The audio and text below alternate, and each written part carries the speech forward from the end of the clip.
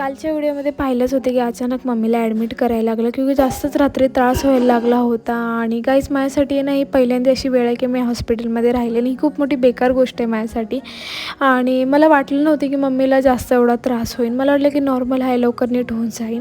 पण यार जास्त त्रास झाला म्हणून ॲडमिट करायला लागलं. आणि नंतर सकाळी ना मग मी झोपून उठल्यानंतर घरी आली, फ्रेश झाली, माझं काही सामान होतं ते घेतलं, दिवाबत्ती केली, घरातलं सगळं आवरून आले आणि जेवण घेऊन आले होते. येताना आल्यानंतर मग नाश्ता पण केला आणि जेवण पण लगेच केलं की वेळ होऊन गेली होती खूप.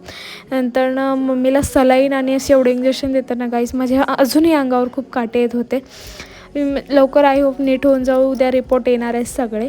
आणि नंतर रात्री 5 वाजता आहे ना मी चहा आणला जाऊन, क्योंकि मला खूप डोकं दुखत होतं. समोरच्या नर्सला पण चहा दिला जाऊन तिला पण. नंतर मम्मीला थोडा वेळ ब्रेक भेटला होता सलाईनपासून. तर रात्री जेवण आणलं जाऊन घरनं आणि उद्या रिपोर्टमध्ये कळेल की काय होईल.